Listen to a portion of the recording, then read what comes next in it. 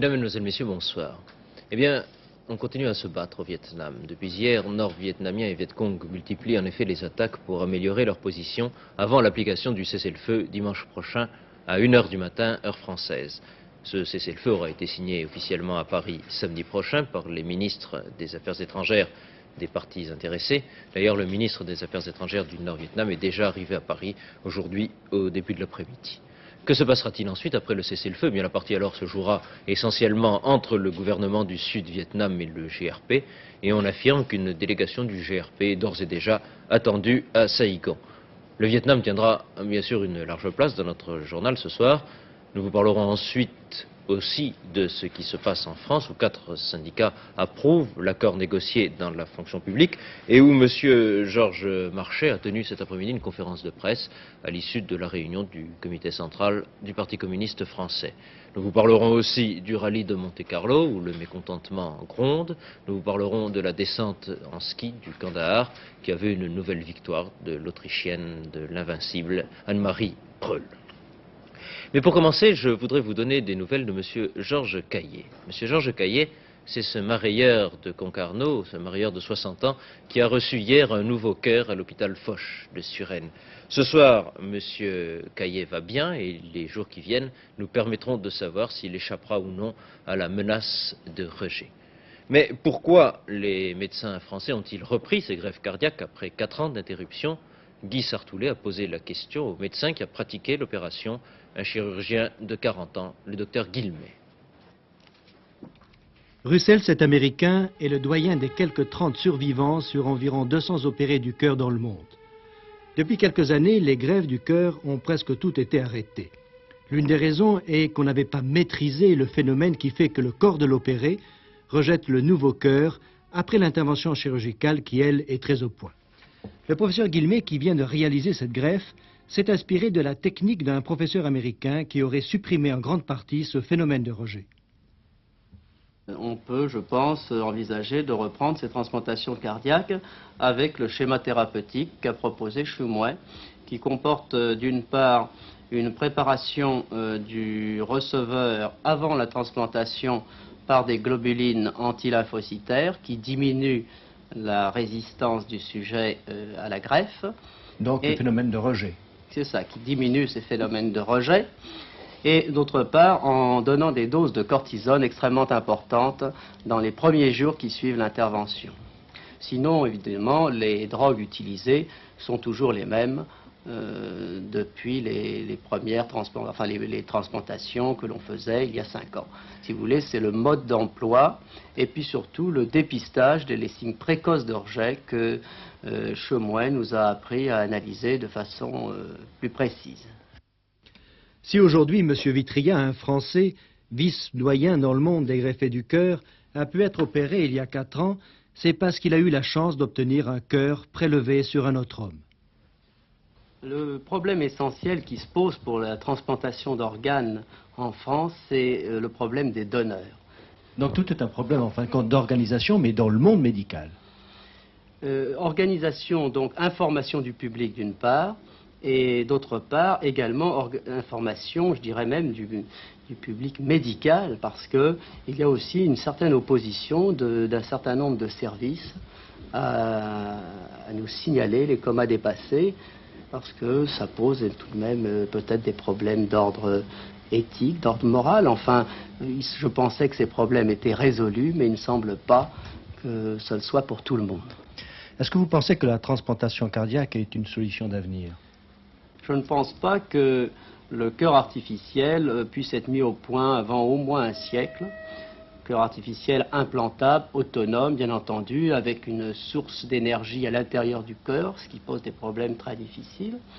Et par conséquent, pendant un siècle, il faudra donc avoir recours aux transplantations d'organes pour les gens chez lesquels on ne peut pas faire d'autres interventions. Madame Caillez, quand s'est décidée cette opération? Au mois d'octobre. Et comment ça s'est décidé? Ça s'est décidé parce que mon mari avait toujours des crises. Et quand a-t-il appris qu'il allait subir cette greffe? On lui a toujours un petit peu menti. On lui a dit, tu sais, tu vas subir une très grosse opération et le docteur Guilmet veut avoir un cœur si quelquefois c'était utile pour ne pas te rouvrir une seconde fois.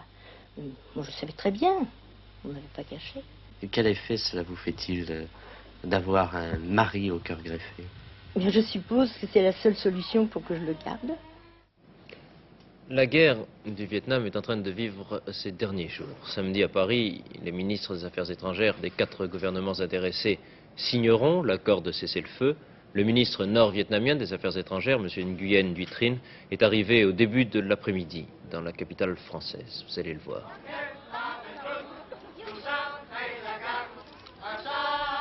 Plus de 1000 Vietnamiens vivant en France se sont retrouvés aujourd'hui à 15h au Bourget pour saluer l'arrivée de M. Trinh, l'homme qui, pour Hanoï, va signer samedi la paix au Vietnam.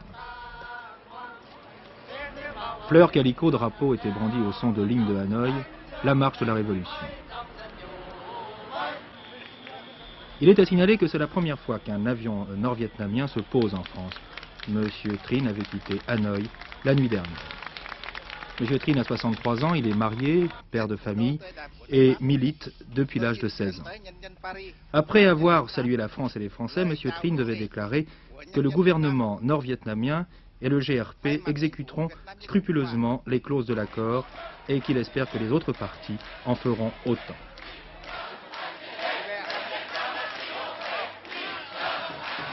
Ensuite, ce fut la grande bousculade chaleureuse au milieu des délégations de travailleurs et des familles vietnamiennes qui voulaient approcher le ministre des Affaires étrangères. Celui-ci serra de nombreuses mains avant de gagner sa résidence à Choisy-le-Roi.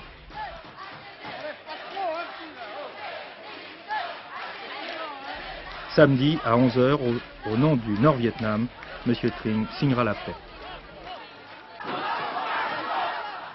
Un autre ministre des Affaires étrangères est à Paris depuis bien longtemps, puisqu'il s'agit de Mme Binh, ministre des Affaires étrangères du GRP. Mme Binh tenait il y a à peine une heure une conférence de presse avenue Kléber. Mme Binh a longuement parlé des problèmes restant à résoudre, et notamment de l'organisation des élections générales, libres et démocratiques. Là, je cite Mme Binh.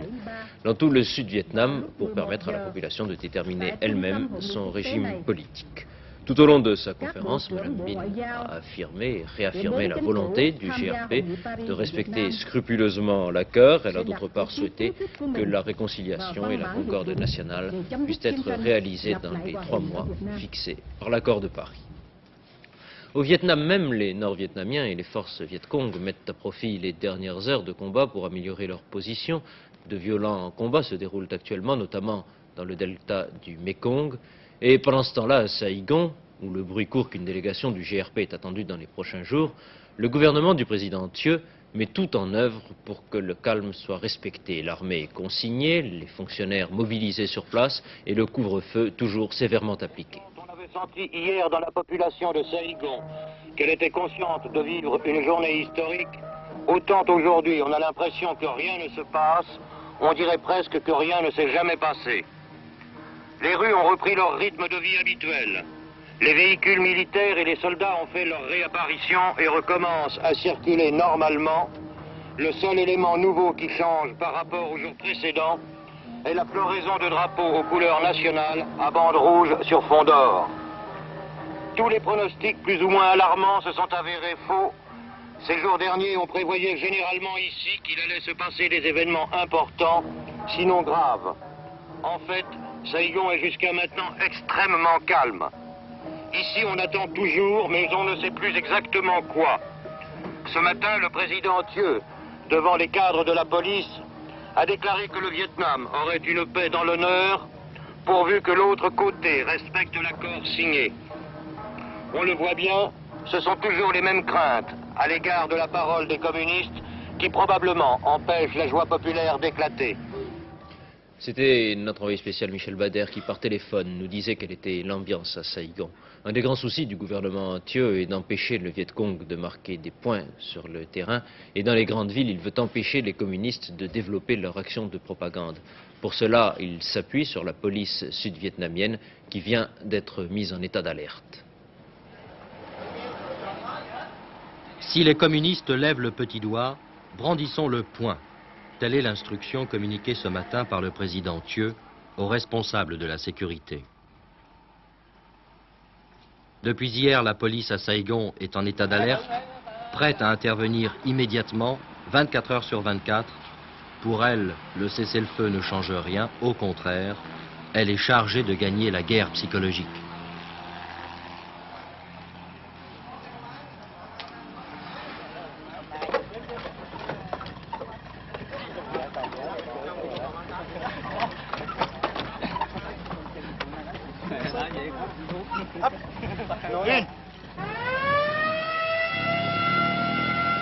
Pour contrer la propagande clandestine du FNL, les policiers de Saïgon ont multiplié leurs opérations de contrôle et de fouille. Toute personne coupable d'activités pro-communistes, seulement coupable par exemple de détenir chez lui un drapeau du Front National de Libération, est passible de la peine de mort.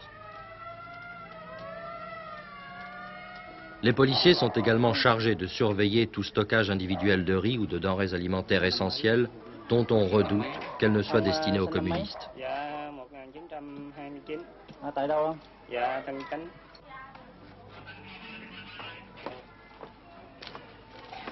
Contre les infiltrations de personnes ou de matériel aux portes de la ville, certains véhicules et leurs passagers arrêtés au hasard sont minutieusement fouillés.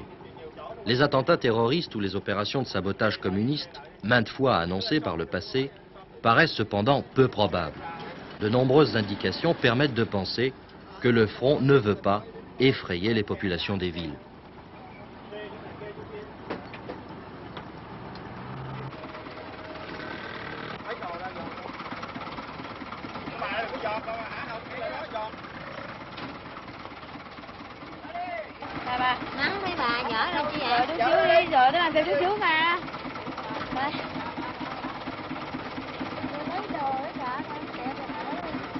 Les policiers ont reçu l'instruction de ne rien laisser au hasard.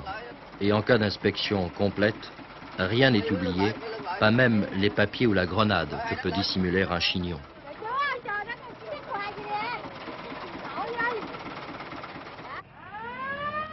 En cette période tendue, le moindre suspect ou agitateur risque la prison.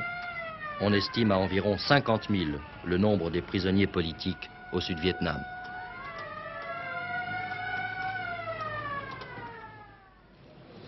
Aux États-Unis, un sénateur vient de demander que Richard Nixon reçoive le prix Nobel de la paix en 1973. Mais il ne s'agit là, bien entendu, que d'une réaction isolée, peut-être un peu extrême. Charles Lambroschini nous dit comment, en général, on a accueilli aux États-Unis l'annonce du cessez-le-feu. Pour Madame Boston, la paix sera venue trop tard. Son fils a été tué au Vietnam il y a 2 ans. Je n'ai aucune confiance en Nixon. J'étais très jeune quand mon frère a été tué. Mais je sais maintenant qu'il est mort pour une mauvaise cause.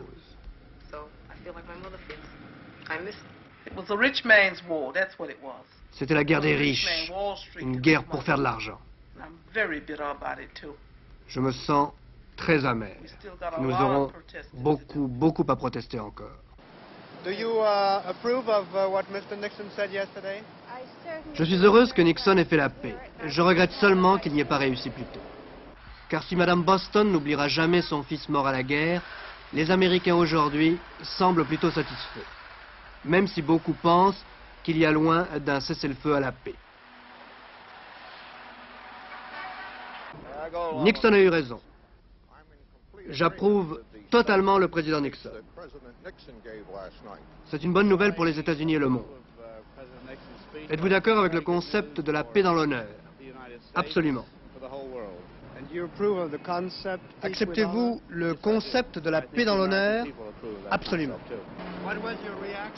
Je suis heureux, soulagé. Les Américains ont rendu aujourd'hui un dernier hommage à celui qui avait été à l'origine des négociations sur le Vietnam, le président Lyndon Johnson, mort quelques heures avant que soit paraphé l'accord qui mettait fin à cette guerre d'Indochine. Dernier hommage en effet au 36e président des États-Unis, Lyndon B. Johnson, le successeur de Kennedy. C'était cet après-midi en l'église National Christian à Washington. Soutenu par un ami, Lady Bird Johnson a reçu les condoléances du président Nixon, de Mamie Eisenhower, de M. Kurt Waldheim, secrétaire général de l'ONU, et de bien d'autres hauts dignitaires du monde entier. De l'éloge funèbre prononcé par le plus proche conseiller de l'ancien président, on retiendra ces mots: il a subi l'agonie vietnamienne en cherchant la clé de la paix. Lyndon B. Johnson, qui est l'artisan de la conférence de l'avenue Kléber, est mort quelques heures avant que le cessez-le-feu n'ait été paraphé. Il sera enterré dans son ranch au Texas. Un sénateur américain vient de proposer un projet de loi proposant que soit baptisé du nom de Johnson le centre spatial de Houston, au Texas. Il s'agit bien entendu, je vous le dis, d'un projet soumis par un sénateur américain. Nous revenons en France. Nous revenons en France à quelques semaines des élections législatives. Les réunions politiques se succèdent. Depuis hier, c'est le comité central du Parti communiste qui siégeait à Saint-Denis. Thème de la réunion, Union populaire et succès du programme commun, un thème que M. Georges Marchais a rappelé aux journalistes auxquels il s'adressait cet après-midi. Cette session qui était élargie aux secrétaires fédéraux nous a permis de vérifier que l'audience du programme commun ne cesse de croître, ce qui témoigne de la volonté de changement qui existe actuellement dans notre pays. Vous avez demandé une nouvelle fois de voter communiste massivement au premier tour. Est-ce que vous n'avez pas oublié les socialistes et les radicaux de gauche? Mais nous avons demandé au parti un immense effort pour appeler les larges masses à voter communiste pour des raisons qui sont extrêmement simples. Les communistes ont toujours été et sont les meilleurs défenseurs des intérêts des travailleurs et des masses populaires. Secondement, voter communiste, ce sera la garantie pour l'application des décisions contenues dans le programme commun du gouvernement. Et troisièmement, les communistes sont les lutteurs acharnés du développement et du renforcement de l'union que nous voulons rendre irréversible. Par conséquent, pour toutes ces raisons, nous appelons les travailleurs et les masses populaires à accroître encore le nombre des suffrages des voix qui se pointera sur notre parti au premier tour comme une garantie essentielle pour la réalisation du programme commun. Le 19 janvier dernier a été mis au point un projet d'accord sur les traitements et les conditions de travail dans la fonction publique. Ce texte, repoussé par la CGT, la CFDT et la CGC, a été approuvé aujourd'hui par 4 autres syndicats, FO, CFTC, Autonome et FEN, Fédération de l'Éducation nationale. Les deux plus importantes fédérations de fonctionnaires, la FEN et Force ouvrière, ont manifesté leur intention de signer l'accord établi le 19 janvier entre M. Malot, secrétaire d'État à la fonction publique, et les syndicats.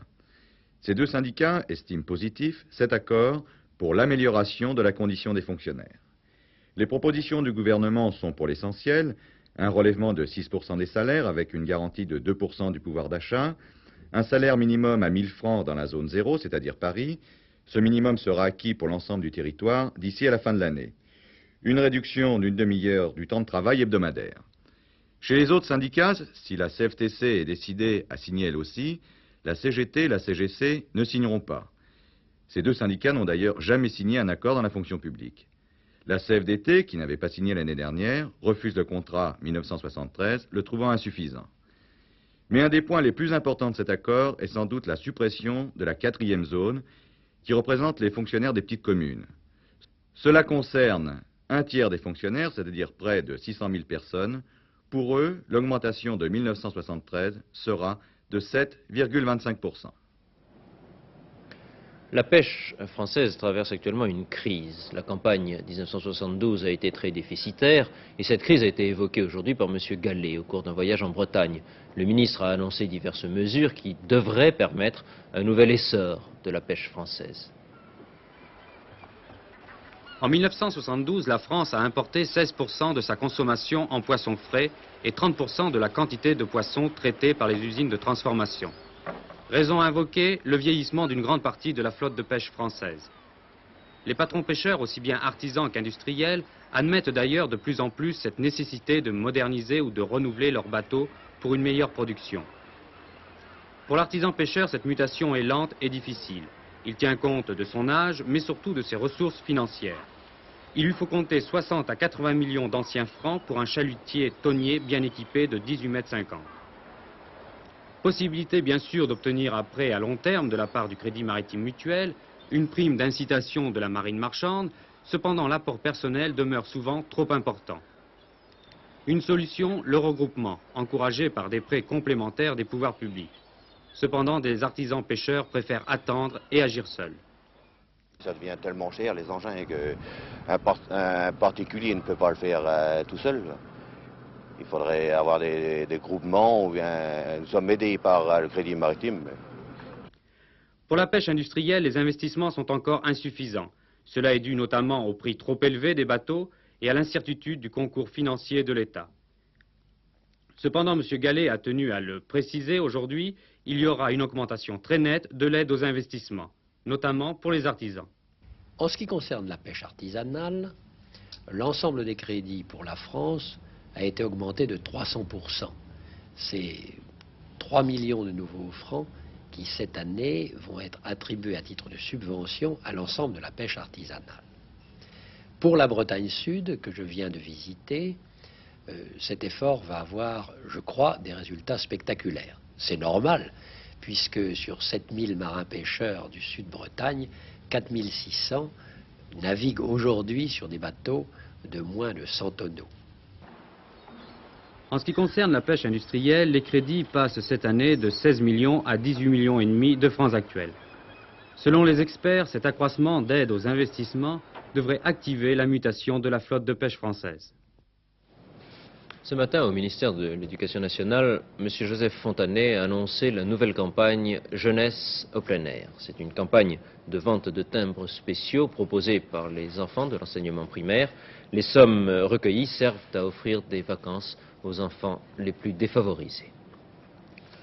La nuit prochaine verra la fin du rallye de Monte-Carlo. Il y a un petit peu plus d'une heure, à 19h très exactement, 52 équipages ont pris le départ de la dernière étape. Actuellement, seuls les Ford peuvent encore battre les Alpines Renault. Mais aujourd'hui, la contestation a régné à Monte-Carlo, toujours à cause de l'élimination de 140 équipages. De Nice, Stéphane Collaro nous dit où en sont maintenant les choses. Les responsables du rallye de Monte-Carlo sont aujourd'hui sur la sellette. Il y a bien sûr le problème des 140 amateurs mis hors course. N'avez-vous pas l'impression d'une injustice à leur rencontre? Stéphane Collaro, sans aucune passion, 3 chiffres. 87 voitures sont parties dans le Burzet. Temps de la course, 2h04 minutes. 2h04 minutes après, un incident survient. Accident matériel, blocage par 19 concurrents dans les congères. Il nous était impossible à ce moment-là d'annuler l'épreuve. De plus, le temps passant, parce qu'on essayait de dégager la route, il était net, il était indiscutable que les services de sécurité sur le reste du rallye, les services de gendarmerie, n'auraient pu assurer la sécurité des routes. De ce fait, nous avons pris la décision, pour sauvegarder la sécurité générale sur l'ensemble des routes, de stopper les 140 voitures ou les 120 voitures qui étaient encore bloquées au Burzet. Qui n'auraient pas pu passer dans les délais prévus par les arrêtés préfectoraux. Les pilotes professionnels ont l'air d'être solidaires des amateurs et disent que vous auriez pu et dû annuler cette épreuve de Burzet, purement et simplement. Il n'y a pas pour moi de pilote professionnel ou de pilote amateur, il y a des concurrents au rallye. J'estime qu'il est tout à fait normal et c'est tout à l'honneur des premiers d'être solidaires des derniers, monsieur Collaro. Hier soir, on attendait des mesures d'apaisement, disons une compensation pour les amateurs. En fait, il n'y a rien eu du tout. Il n'y a certainement pas eu de compensation parce que, au-delà du blocage des routes, qui est un procédé peut-être à la mode, il y a certainement une façon de dialoguer et peut-être alors dans ces conditions, on aurait peut-être pu trouver un moyen, sous réserve que tous les concurrents ayant participé au rallye donnent leur adhésion, d'essayer de compenser non pas une injustice, mais pour les amateurs, d'essayer de leur faire participer. Disons qu'il y a eu un blocage également dans les négociations et les discussions. Est-ce que vous ne craignez pas des incidents ce soir? Oh, je le laisse à la responsabilité de ceux qui voudraient en faire. De toute façon, sur les 120 ou 130 équipages qui ont été bloqués, il n'y a pas 120 personnes qui ont bloqué les routes. Il y a une quarantaine de personnes qui ont été certainement excitées sur le moment, desquelles encore 4 ou 5 semblent tout à fait irréductibles. C'est sous leur responsabilité sportive et pénale. Les représentants des amateurs mis hors course essayent aussi de trouver une solution. Nous n'avons pas demandé grand-chose aux organisateurs, si ce n'est d'inclure les 9 meilleurs du classement à Burzet, des déclassés, dans le complémentaire pour compléter l'effectif à 60.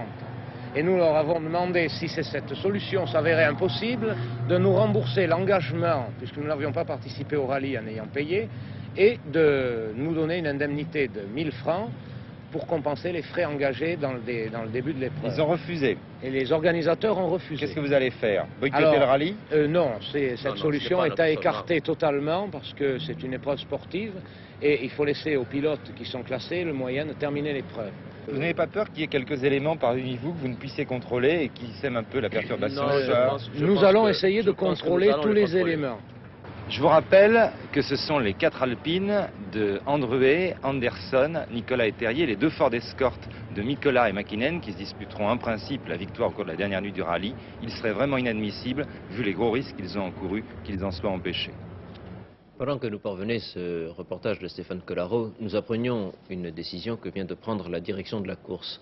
Dans un souci d'apaisement, les 140 équipages éliminés seront invités gratuitement l'année prochaine au départ du rallye de Monte-Carlo.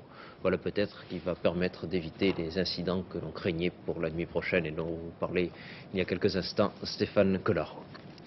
Il n'y a pas eu de surprise aujourd'hui à Chamonix. Une nouvelle fois, l'Autrichienne Anne-Marie Pröll a triomphé en remportant la descente de l'Arlberg-Kandahar. Parmi les 7 premières, il y a 6 Autrichiennes et une seule Française, Jacqueline Rouvier, qui est 3e. En piste, Anne-Marie Pröll, vous allez la voir, dossard numéro 9. Elle nous a offert un récital ce matin sur la piste verte des Ouches, longue de 3 km. Anne-Marie Pröll, c'est la reine de la descente qui est la plus belle épreuve du ski alpin. 1:31:71, c'est le meilleur temps intermédiaire, et l'Autrichienne a déjà course gagnée. Pröll, c'est ce que l'on fait de mieux en matière de ski féminin. Rarement on a vu une championne dominer de façon aussi flagrante. Drexel sera 2e à près de 3 secondes et Rouvier 3e à 4 secondes et demie, des écarts exceptionnels en ski.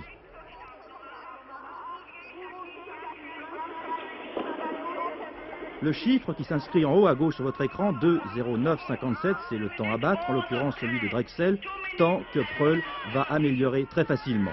En 2:06:61, elle gagne le Kandahar et sa 8e victoire de la saison.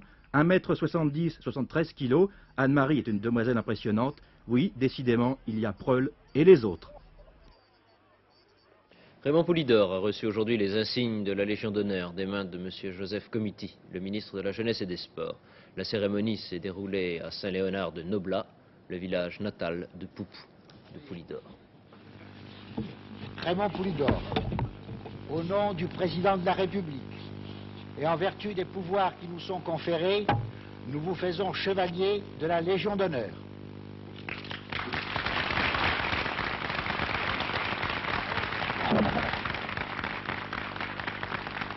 Et voilà, bravo Poulidor. Pour finir, les résultats du tiercé, il se jouait aujourd'hui dans le prix de Verdun à Vincennes. Pour gagner, il vous fallait jouer dans l'ordre le 15, le 12 et le 5. Les rapports, eh bien, je ne les ai pas encore. J'espère que François Bonnemain pourra vous les donner au cours de 24 heures dernières à 23h30. Toute l'équipe de 24 heures sur la une se joint à moi pour vous souhaiter une excellente soirée.